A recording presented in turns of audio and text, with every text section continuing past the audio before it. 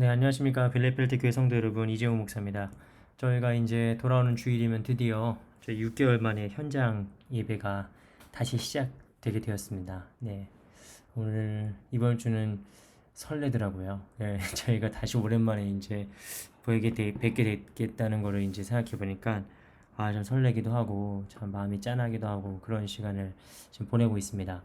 자, 그래도 어쨌든 주중에 우리 말씀 공부 같이 개론 잡아가는 거는 계속 해야 되니까 일단 오늘은 순서에 맞게 이제 누가복음 말씀을 함께 살펴보겠습니다.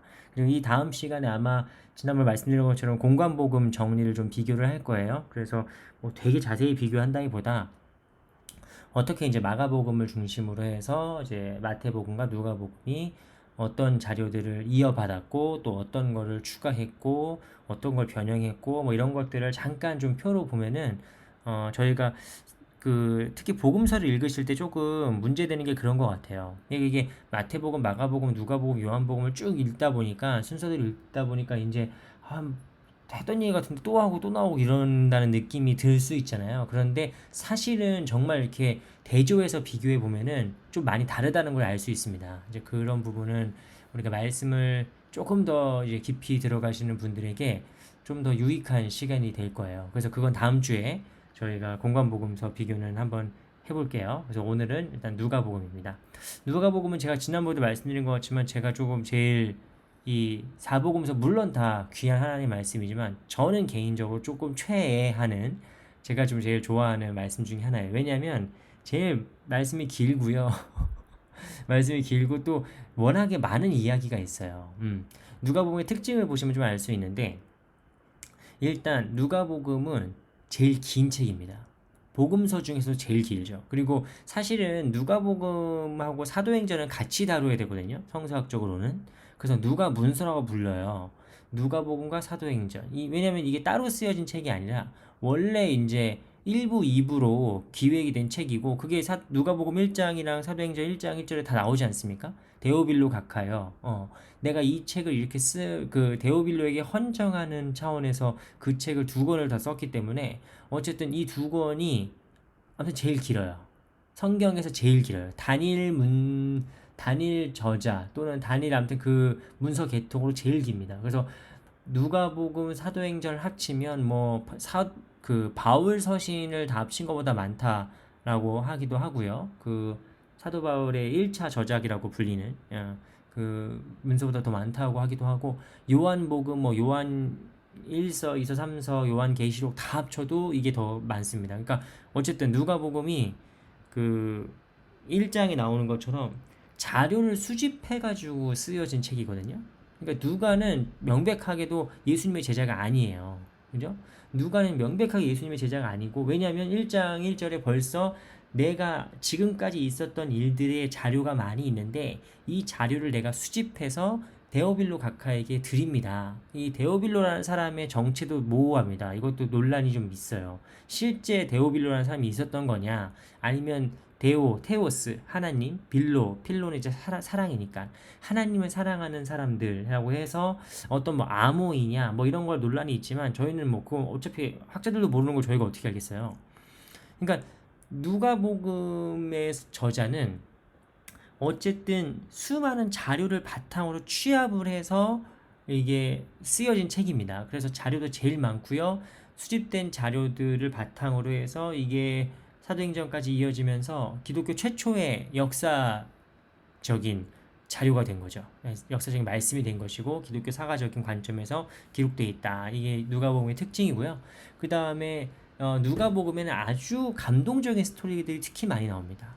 우리가 교회를 안 다니시는 분들도 선한 사마리아인 하면 대충 다 아시고 하는 부분이 나오는데 선한 사마리아 그 의사 협회도 있잖아요. 그죠? 예. 그러니까 가장 인간적이고 가장 좀 보편주의적인 관점들이 많이 나와요. 이건 저희가 조금 이따 살펴보겠습니다. 그러니까 특별히 가난한 자들, 세리나 죄인들 같은 사회적인 약자들, 이방인들, 특히 여성들, 이런 당시에 소외받고 차별받던 사람들에 대해서 누가복음이 아주 강하게 강조하고 두드러지게 이제 보여주고 있는 장면들이 많이 나옵니다. 그리고 누가복음에는 놀랍게도 예수님의 십자가의 죽음보다는 그 부활과 승천을 더 강조하는 복음서라고 우리가 볼 수 있고요. 그리고 누가복음서 말씀을 잘 따라가다 보면 여행기가 대단히 중요하거든요. 예수님의 여행기라고 해서 이제 그 예수님께서 갈릴리 지방에서 활동하시다가 예루살렘 내려오시는 그 과정을 다룬 부분이 나오는데, 이 부분에서 학자들에 따르면 지명들이 많이 틀렸대요.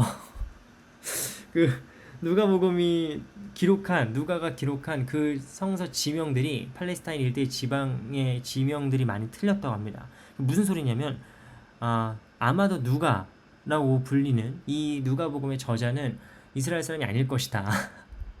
그죠? 저는 지금 한국 떠난 지 거의 이제 5년 넘어서 6년 차에 다가오는데도 저희 동네 지리 지명 다 알죠. 이거 쓸데없는 얘기입니다. 어쨌든 저희가 우리 동네 살면서 지명이랑 지리를 잘 헷갈리기는 쉽지 않은데, 어쨌든 누가복음에는 지리랑 지명에 오류가 좀 있고, 그 다음에 아멘이란 단어가 나오긴 하는데 그 외에 뭐 다른 유대적인 표현들이 안 나옵니다. 이를테면 뭐 랍비어랄지, 되게 단순한 얘기잖아요. 다 아는 얘기 단어들이기도 한데 뭐 다른 어떤 뭐 마태복음 임마누엘할지 되게 수많은 히브리어의 어원들이 나오는데 누가복음에 거의 나오지 않아요. 아멘 정도밖에 나오지 않습니다. 그 말은 누가복음의 저자가, 아니면 누가복음이 이때 쓰여진 그 공동체가 이방인들의 공동체였다라는 것을 우리가 살펴볼 수 있는 거죠. 자, 아까 말씀드린 것처럼 누가복음과 사도행전은 결코 구분할 수가 없습니다. 이거는 한 사람이 쓴 책이 맞아요. 이건 거의 분명한데, 그 예수님의 활동, 누가복음이 예수님의 활동을 중심으로 그 기록이 되어 있다면은 사도행전은 제자들의 활동, 교회의 활동에 포커스를 맞추고 있습니다. 근데 이게 교차 대조적인 관점에서 쓰여졌다는 걸 우리가 주목해 보면 좋아요. 이를테면 예수님께서는 갈릴리에서부터 예루살렘으로 내려가시고 제자들은 예루살렘으로부터 로마까지 이어지는 선교의 여정을 펼친단 말입니다. 근데 그 이후에 이제 벌어지는 사건들의 유사성이 되게 많아요. 이를테면 예수님께서 공생애를 시작하실 때 어떻게 시작하시냐? 누가복음 3장에서 예수님께서 공생애를 무엇으로 시작하시냐면 성령이 충만하심으로 시작하십니다. 예수님의 공생애는. 그리고 그 말은 사도행전에서 교회가 언제 탄생하느냐? 오순절에 성령의 임재, 충만을 통해서 교회가 탄생하게 되죠. 그리고 예수님께서는 공생애 활동 전에 40일간 광야에서 준비를 하시죠. 금식하시고 사탄과 싸우시는 장면이 나오는데, 교회 역시 40일간 교회의 활동을 본격적으로 시작하기 전에 40일간 준비하는 장면이 나옵니다. 그리고 예수님도 유대인들에게 배척당하셨고요. 교회 역시 이스라엘 사람들에 의해서 배척을 당하게 됩니다. 그리고 이방인에 대한 설교 또한 이제 누가복음 10장과 사도행전 13장에 동시에 나오는데, 어쨌든 누가복음과 사도행전은 구조적으로 유사성을 가지고 있고, 이 유사성에 지시하는 건 뭐냐면은 이방인을 향한 선교예요. 그 이방인을 향한 선교가 가장 강조되고 있는 말씀이 바로 누가복음이다, 복음서다라고 우리가 뭐 알아두면 좋고요. 그 다음에 아까 말씀드린 것처럼 다른 복음서에도 다 나오죠. 물론 다 나오는데 누가복음에 특히 강조되는 단어들과 주제들이 몇 개 있습니다. 그 중에 하나가 성령이에요. 성령과 기도. 일단 용어에서 차이가 너무 넘사벽이에요. 너무 큽니다. 성령이란 단어가 제가 옆에 써놨지만 마태복음에서는 17번 나오고 마가복음에서는 23번 나오고 요한복음은 21번 나오는데, 누가복음, 물론 사도행전과 합친 거긴 하지만 누가복음과 사도행전에서는 107번이 나와요. 그러니까 이게 거의 뭐 되게 정말 많은 빈도수가 나올 정도로 거의 모든 사건에 성령이 충만하셨고 성령이 임하셨고 뭐 이렇게 나오게 되는 거죠. 그리고 기도 역시 대단히 중요합니다. 예수님은 누가복음에서 어떤 모습이 제일 많이 나오냐면 기도하시는 모습이 제일 많이 나오세요. 예수님이 기도하는 모습. 그러니까 말씀드렸지만 물론 다른 복음서에도 다 성령 안 나오고 기도 안 나오는 복음서가 어디 있습니까? 그런데 누가복음은 특히 강조돼 있다. 이것을 우리가 봐두면 좋고요. 아까 말씀드린 것처럼 예수님의 죽음이 우리의 죄를 용서하기 위한 희생적인 죽음이라는 관점이 잘 안 나와요. 누가복음은. 그러니까 되게 독특한 지점입니다. 예수님이 왜 십자가를 지셨는가라는 부분에서 다른 복음서들은 다 우리의 죄를 대신해서 돌아가신 희생적 죽음으로 묘사를 하는데, 누가복음은 억울한 죽음, 무고한 죽음이라는 측면이 더 큽니다. 이거는 다음 장에서 아마 더 말씀드릴 수 있을 것 같아요. 그래서 왜냐면 예수님이 희생적 죽음이라는 것 자체가 되게 유대적인 그 전통에서 이해되잖아요. 그죠? 속죄일이랄지 대속죄일 아니면 뭐 아사셀의 염소 같은 거 유대인들의 관점 특히 유월절의 어린 양이랄지 유대인들의 전통과 관념에서 이제 유대인들은 예수님의 십자가 죽음 사건을 보고 바로 이해할 수 있는 부분들인데 누가복음은 이방인의 어떤 배경이 되게 강하다고 했잖아요. 그래서 그런지 그 부분이 잘 나오지 않습니다. 대신에 누가복음에서는 다른 복음서들보다도 더 많이 강조되는 게 바로 예수님의 부활과 승천이에요. 특히 예수님의 승천 사건은 누가복음과 사도행전에만 기록되어 있습니다. 그러니까 그 정도로 누가복음의 관심이 조금 많이 다른 걸 볼 수 있죠. 그리고 사회적 약자들에 대한 관심, 아까 말씀드린 것처럼 뭐 가난한 자들, 세리와 죄인들, 그리고 예수님 그 사람들이 바로 예수님의 주요 청중들이에요. 예수님의 주요 청중들. 그리고 이들에 대한 비유 역시 뭐 그 누가복음 15장에 나오는 잃어버린 것들에 대한 비유, 그러니까 뭐 잃어버린 아들, 그러니까 탕자의 비유랄지, 잃어버린 드라크마의 비유랄지, 잃어버린 양의 비유랄지, 뭐 그러니까 그들이 잃어버린 자들이고 그들을 되찾아야 되는 그런 은유가 비유가 많이 나오는 걸 볼 수 있고요. 사마리아인에 대한 언급은 가장 독특한 지점입니다. 왜냐하면 가장 유대적 마가복음은 일단 나오지도 않고요. 마가복음은 사마리아인에 대해서 언급도 안 되고 마태복음은 가장 유대적인 복음서라고 말씀드리지 않습니까? 그러니까 마태복음에서 사마리아인들은 피해야 될 사람들로 나와요. 피해야 될 사람들. 그런데 누가복음에서는 이들이 바로 예수님의 참된 이웃의 모범으로 나오기도 하고 예수님께서 그 사마리아를 통과하시면서 여행을 하시기도 하고 그죠? 그 사마리아인들을 가장 많이 언급하고 거론하는 복음서가 바로 누가복음입니다. 독특한 지점이죠. 그리고 여인들에 대해서 아주 강조되어 있습니다. 누가복음은 다른 복음서들에서도 가장 많이 여자 제자들을 강조하고 있습니다. 마리아, 마르타 그 자매는 물론 요한복음에도 나오지만 누가복음에서 더 많이 적극적인 활동들, 사건들에 개입을 하게 돼요. 그리고 뭐 다른 복음서에도 나오긴 하지만 어쨌든 여성들의 그 신앙 고백, 예수님의 여자 제자들의 활동들이 가장 많이 등장하는 게 바로 누가복음입니다. 그리고 뭐 나인성의 과부 이야기, 그 이야기도 이제 예수님께서 그들의 아픔을 눈물을 닦아주시고 공감하시고 뭐 이런 장면들이 나오죠. 네. 자, 누가복음이 저한테 개인적으로 제일 최애 복음서로 이렇게 작용하는 이유 중에 하나는 뭐냐면 누가복음이 돈에 아주 관심이 많기 때문입니다.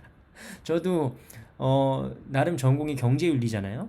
독일에서 제 전공이 경제윤리예요. 개신교 경제윤리.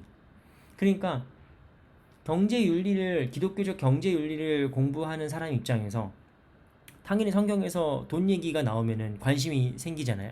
근데 누가복음은 그 어떤 복음서보다도 가장 돈 얘기가 많이 나오는 복음서입니다. 근데 이것은 단순히 당연히 헌금 많이 내라 그 정도 차원이 아닌 거 아시죠? 그건 전혀 복음적이지도 않고 그렇다고 해서 어떤 많은 분들이 또 누가복음을 가리켜서 그 부를 악하게 보고 가난한 자들을 이렇게 너무 이렇게 미화한다. 가난한 자들을 편애하시는 하나님 이렇게 언급하시는 분들도 계신데 물론 그렇게 보시는 분도 계시겠지만 사실 누가복음에 나오는 경제 개념, 돈에 대한 개념은 그렇게 단순히 이분법적이지 않아요. 부자는 악하고 가난하면 무조건 옳고 그런 식으로 이분법적이지 않습니다. 누가복음에서 경제적인 관심은 누가복음 전체에 계속 드러나는 장면들이거든요. 다 쓰지도 못했어요. 여기 정리도. 일단 예수님의 첫 번째 설교는 마가복음 기억하십니까? 마가복음에서 예수님의 첫 번째 설교 뭐죠? 때가 찼고 하나님 나라가 가까이 왔으니 회개하고 아니지. 때가 찼고 하나님 나라가 가까이 왔으니 회개하고 복음을 믿으런가? 죄송해요. 제가 말씀을 지금 안 찾아봐가지고 네. 어쨌든 마가복음은 그리고 그걸 이어받은 마태복음도 역시 예수님께서 공생애를 시작하실 때의 관점이 때가 찼다. 즉 하나님 나라가 이제 우리에게 왔다. 종말의 그때가 왔다라고 해서 어떤 초월적인 세계, 종말론적인 세계관이 예수님과 함께 시작되었다는 것을 강조하는 그런 선포라면은 누가복음의 예수님의 첫 번째 설교는 누가복음 4장에 나오는데 주의 성령이 내게 임하였으니 이는 가난한 자들이 그 회복되고 눈먼 자가 눈을 뜨고 이런 식의 희년에 대한 말씀을 나와요. 그러니까 예수님의 첫 번째 설교 자체가 막 종말론적인 막 우주적인 사건으로 이렇게 들어온다기보다는 지금 이 땅에 가난하고 억눌리고 소외된 자들에 대한 해방으로 나오는 거예요. 희년 정신이라고 보통 우리가 그 정리해서 얘기하는데, 어쨌든 이게 바로 예수님의 첫 번째 설교로 누가복음에 나옵니다. 그리고 참된 이웃을 묘사했던 선한 사마리아인 그 비유에서는 사랑이 결코 말이나 이론이 아니라는 것을 보여주는 거죠. 선한 사마리아인이 왜 참된 이웃입니까? 그가 자기의 희생적인, 자기의 물질을 사용해서 그 막 여관비도 대신 내주고, 그 강도 만난 자를 자기 옷을 찢어가지고 막 싸매어주고 막 그런 장면이 나오잖아요. 그러니까 자기 희생적이고 구체적인 행동으로 사랑을 표현한다. 그런 사랑의 표현과 행동에는 물질적인 그 헌신과 희생도 분명히 뒤따른다라는 게 나와 있는 거예요. 누가복음에서는. 그리고 어리석은 부자 비유가 나오는데, 이 어리석은 부자는 내가 이번에 창고를 더 크게 지어가지고 뭐 더 가득가득 쌓아놔야지 이렇게 생각하는 그냥 어리석은 부자거든요. 근데 그날 밤에 주님께서 이 사람을 데려가실 텐데 그것도 모르고 계속 이제 자기 창고만 채우고 있는 거예요. 근데 그 부자의 비유는 단순히 돈이 많아서가 아니에요. 단순히 창고를 더 지어서가 아니라 내가 가지고 있는 부를, 그 소유를 분배하지 않는 것에 대한 어리석음입니다. 왜? 인간의 삶이 유한하고 우리에게 언제 종말이 닥칠지 모르는데, 우리가 언제 죽을지 모르는데 계속 통장에만, 내 창고에만 그냥 돈을 그냥 그득그득 모아놓고 있는 사실이 어리석다는 거죠. 그러면 어리석지 않고 지혜로우려면 어떻게 된다는 겁니까? 자기가 갖고 있는 재물과 물질과 부를 사회적으로 환원해야 된다는 거예요. 그런 말씀이 같이 동시에 들어가 있는 겁니다. 15장에 나오는 탕자의 비유, 가장 유명한 비유 중에 하나인 탕자의 비유에서도 탕자, 잃어버린 아들이 타락하게 되는, 방탕하게 살게 되는 방식이 어떤 방식입니까? 그 부를 그냥 향락에 허비하게 되는 거죠. 막 놀러 다니고 막 먹고 마시고 하면서 그 부를 다 허비하게 돼요. 그러면서 그가 어떤 공궁한 상태로 떨어지게 되지 않습니까? 그래서 탕자의 비유에서 우리가 볼 수 있는 것은 이 아들이 타락하게 되는 과정이 무엇이다? 바로 자신이 가지고 있는 부를 나만을 위해서 향락에 허비하는 순간 이 아들이 탕자가 되는 거죠. 이거를 가장 극단적으로 대비해서 보여주는 그 사람이 바로 16장에 나오는 불의한 청지기 비유입니다. 이 불의한 청지기는 주인이 봤을 때 이 사람이 나쁜 사람이에요. 이 청지기가. 그래가지고 이 사람을 자르려고 했는데, 이 사람이 부에 대해서, 재산에 대해서 아주 민첩하고 슬기롭고 어떤 의미에서 영악하게 행동을 해서 오히려 칭찬을 받는 장면이 나옵니다. 그러니까 누가복음에서는 단순히 돈 많은 놈, 나쁜 놈 뭐 이런 식으로 구분을 짓는 것이 아니라 그 돈을 가지고 나만을 위해서 사용하는 것이 죄라는 거예요. 그게 잘못됐다는 거고, 돈을 어떻게 써야 되느냐? 사회적으로 환원하고 가난한 자들을 돕는 구제의 역할을 꼭 담당해야 된다라는 겁니다. 부자와 거지 나사로 비유도 16장에 나오는데요. 이것 역시 사회적 빈부의 격차를 드러내주고 있는 모습이라고 볼 수 있고요. 그 다음에 18장 말씀 보시면은 어떤 돈 많은 의회원이 예수님께 와서 선생님 어떻게 해야 내가 영생을 얻을 수 있겠습니까? 라고 질문하게 됩니다. 근데 그 질문 자체가 잘못됐죠. 어떻게 해서 영생을 얻을 수 있는 게 아니거든요. 근데 예수님께서는 그 사람한테 야, 질문이 잘못됐다. 다시 해봐. 이렇게 얘기하지 않으세요. 나를 믿어야지. 그렇게 말씀하지 않습니다. 예수님은 이 사람에게, 이 돈 많은 의원에게 뭐라고 하시냐면, 네가 가지고 있는 재산을 다 팔아서 가난한 사람들을 나눠줘라. 그거는 구원의 조건이 아니죠. 사실 그렇지 않습니까? 성경적으로 봤을 때 그건 구원의 조건이 아니에요. 여러분이 뭐 삼성의 뭐 이재용, 제가 빌레펠트 교회 이재용이 아니라 삼성의 이재용 이라고 해도, 제가 삼성 재산을 다 팔아가지고 가난한 사람을 도와준다고 해서 제가 구원받겠습니까? 그건 아니거든요. 그러니까 예수님은 일부러 말씀하시는 거예요. 일부러. 왜? 이 사람이 그걸 못할 걸 알기 때문이에요. 그러니까 돈 많은 의회원이 영적인 질문을 던졌는데, 예수님은 그 영적 질문에 대해서 오히려 사회 경제적인 처방을 주신 겁니다. 근데 그 모습을 그대로 보여준 사람이 누구냐? 바로 19장에 나오는 세리장 삭개오죠. 삭개오는 자기 재산을 팔아서 구원받은 게 아닙니다. 이미 예수님이 삭개오의 집에 오셨고 예수님을 영접한 삭개오가 감사에 겨워서 이렇게 얘기하는 거죠. 내 재산의 반을 가난한 사람들을 위해서 쓰고 내가 과거에 불의하게 착취한 재산이 있으면 그걸 내가 4배로 갚겠습니다 라고 고백하게 되는 거죠. 그러니까 바로 세리장 삭개오가 누가복음에서 보여주고 싶은 경제적인 관념을 그대로 보여준 인물이에요. 돈 많다고 죄는 아니에요. 그런데 그 돈을 나만 이용해서 쓰는 것은 죄라는 거죠. 이 돈이, 이 재산이 사회적으로 환원돼야 된다. 사회적 불평등을 없애는데 우리의 재산이 사용될 수 있어야 된다라는 걸 보여주는 게 누가복음의 경제적 관심이고 저의 주제죠. 제 박사 논문의 주제죠. 경제윤리, 기독교적 경제윤리 핵심이 뭐겠어요? 결국에는 신현 정신의 구현이거든요. 그런 겁니다. 네, 그렇게 하고요. 일단 누가복음이니까. 자, 누가복음에서 독특한 점들이 몇 가지 있는데 그 중에 하나가 종말론입니다. 누가복음 이 종말론에 대한 부분은 아마 바울서신 말씀드릴 때 더 자세히 말씀드릴 수 있을 것 같은데, 왜냐하면 초대교회 때는 예수님이 곧 오실 줄 알았어요. 왜냐면 예수님 말씀 중에 이 중에서 죽기 전에 하나님 나라가 올 것을 볼 자도 있느니라 뭐 이런 말씀을 하셨으니까 예수님이 지금 당장 오실 거라고 하는 임박한 종말론이 아주 강하게 있었습니다. 초대교회 당시에. 그 성경에 많이 기록이 돼 있어요. 근데 누가복음만 해도 이제 초창기에 쓰여진 말씀이 아니기 때문에 누가복음만 해도 아까 말씀드렸듯이 많은 자료들을 수집한 후에 이제 정리한 책이 아니겠습니까? 그래서 임박한 종말론도 나오지만 동시에 연기된 종말론도 나옵니다. 연기된 종말론. 지금 당장 주님이 오시지 않는다. 그러면 뭘 해야 되느냐? 기도해야 되는 거예요. 기도. 깨어 있어서 기도하라. 라고 하는 비유를 통해서 예수님이 지금 당장 오시지 않는 것에 대해서 초조해하거나 좌절하거나 실망하거나 할 게 아니라 오히려 기도하고 뭘 해라? 선교하라고 하는 겁니다. 그래서 누가복음의 종말론은 임박한 종말론과 연계된 종말론이 다 나온다라는 부분인데, 이 부분은 아마 이렇게 말씀드리면은 무슨 말씀인지 잘 모르실 거고 바울 서신을 통해서 조금 더 말씀드릴 수 있을 것 같아요. 왜냐면은 바울 서신 같은 데는 특히 좀 임박한 종말론 사상이 좀 많이 나오거든요. 그래서 그렇고요. 자, 아까 말씀드린 것처럼 누가복음에는 예수님의 순환 이야기가 대단히 많이 축소되어 있습니다. 축소되어 있다는 게 예수님의 십자가가 중요하지 않다는 게 아니라 예수님의 십자가가 중요하죠. 그런데 그 십자가의 죽음이 막 그 희생적 죽음으로 묘사되어 있다기보다는 오히려 되게 무고한 죽음으로 나와요.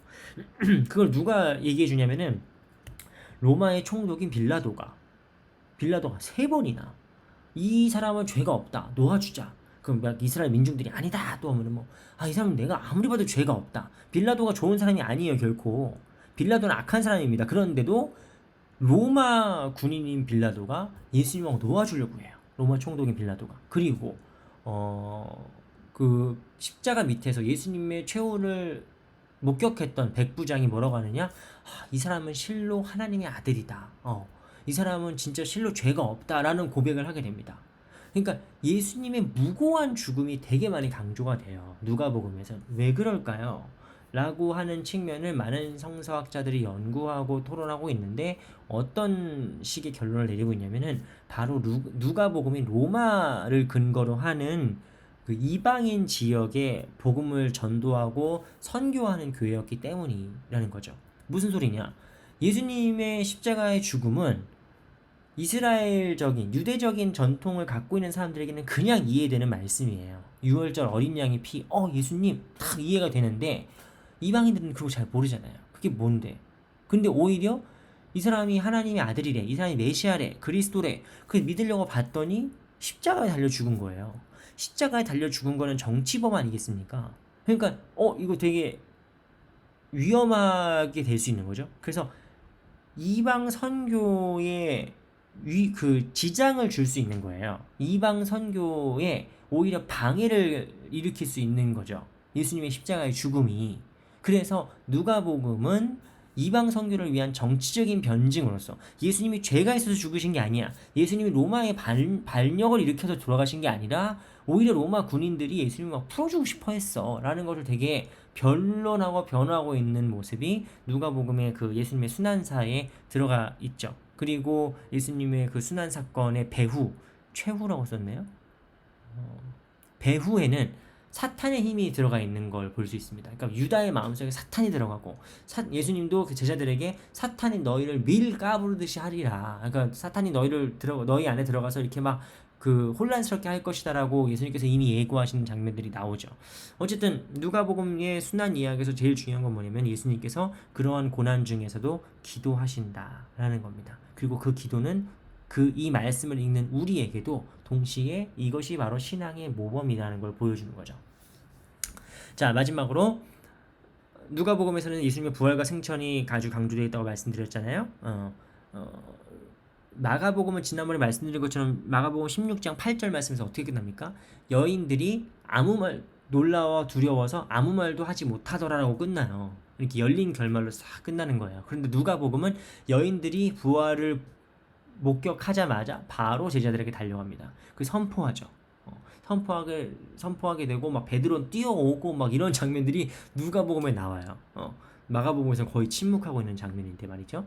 그리고 엠마오로 가는 그 두 제자를 만난 이야기. 이건 제가 이번 부활절에도 설교를 했었습니다. 그죠?